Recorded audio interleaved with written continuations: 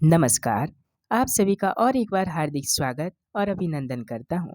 अभी हम पढ़ेंगे कबीर के पद रहना नहीं देश बिराना है। इसके भावार्थ को आसान शब्दों में समझने का प्रयास करेंगे। कबीर दास ने इस पद के माध्यम से संसार की विचित्रता का सुंदर वर्णन किया है। संसार की वास्तविकता से हम सभी को परिचित करवाया है। हम जिससे अनभिज्ञ थे, हमें पता नहीं था कि आखिर में यह संसार क्या है। कबीर दास जी आगे कहते हैं कि रहना नहीं देश बिराना है, यह संसार कागज की पुड़िया बूंद पड़े घुल जाना है। अर्थात हमें यहाँ नहीं रहना है, क्योंकि यह देश बिराना है, क्योंकि यह देश पराया देश है। हम सदैव के लिए यहाँ रहने नहीं आए हैं। हम कुछ पल के लिए, कुछ क्षण के लिए रहने आए हैं और हमें नहीं रहना है। यह देश पराया देश है। यह संसार कागज की पुड़िया बूंद पड़े घुल जाना है, रहना नहीं देश बिराना है। अर्थात कबीर ने संसार को कागज के समान तुलना किया है। यह संसार को कागज की पुड़िया कहा है, क्योंकि जिस प्रकार कागज एक बूंद पड़ने से नष्ट हो जाता है, ठीक उसी प्रकार यह संसार भी है। यह संसार कागज की पुड़िया है, एक बूंद पड़ने से संसार भी नष्ट हो जाती है। यहाँ पे कबीर ने संसार को क्षण भंगुर कहा है, अर्थात ये संसार भी एक पल में नष्ट हो जाता है, कागज की तरह। फिर कवि आगे कहते हैं कि यह संसार कांट की बाड़ी उलझ पुलझ मरी जाना है, रहना नहीं देश बिराना है। यह संसार कांटों से भरा हुआ है। यह संसार दुखों से भरा हुआ है। यह संसार संघर्षों से भरा हुआ है। मनुष्य इसमें, अर्थात इस कांट की बाड़ी में उलझ पुलझ कर मर जाता है। इसलिए इस देश में नहीं रहना, क्योंकि यह देश बिराना है। इंसान उलझ पुलझ कर मर जाता है। यह संसार कष्टों से, संघर्षों से, मुसीबतों से भरा हुआ है और इसी मुसीबतों में लोग भी उलझ पुलझ कर मर जाते हैं।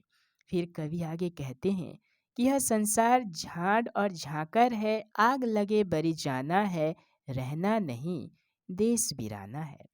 यह संसार एक झाड़ियों के समान है, अर्थात उसमें हमें रास्ता साफ दिखाई नहीं देती और इस झाड़ियों में आग लगने पर, अर्थात मुसीबत आने पर हम निकल नहीं पाएंगे और उसी में ही मर जाएंगे।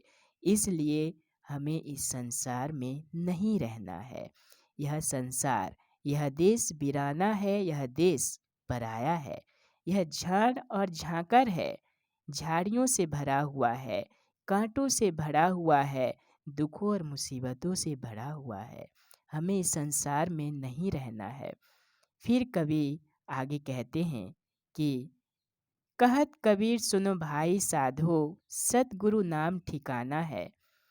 कवि कहते हैं कि ये संसार में मुसीबत, कष्ट और दुख हमेशा आते ही रहते हैं। यह संसार हमेशा प्रतिकूल परिस्थितियों से घिरा हुआ होता है, कभी सुख तो कभी दुख। इसीलिए कबीरदास कहते हैं कि हे भाई, हे साधु, हे संत, अंत में हमें ईश्वर का ही नाम जपना पड़ता है। सतगुरु नाम ठिकाना है, रहना नहीं देश बिराना है। अर्थात अंत में हम ईश्वर के ही शरण में जाते हैं। उन्हीं के नाम रटने से, उन्हीं का नाम लेने से हमें शरण प्राप्त होगा। इसीलिए हमें इस संसार के माया जाल में फंसकर नहीं रहना है। यह संसार, यह देश बिराना है, रहना नहीं यह देश बिराना है। अर्थात यह संसार भी क्षण भंगुर है, दुखों से, कष्टों से भरा हुआ है और अंत में हम ईश्वर के ही शरण में जाते हैं और ईश्वर का शरण हमें तभी प्राप्त होगा, कबीर दास जी कहते हैं, जब सद्गुरु नाम का ठिकाना होगा। अर्थात हम ईश्वर के भक्ति में लीन हो जाएंगे।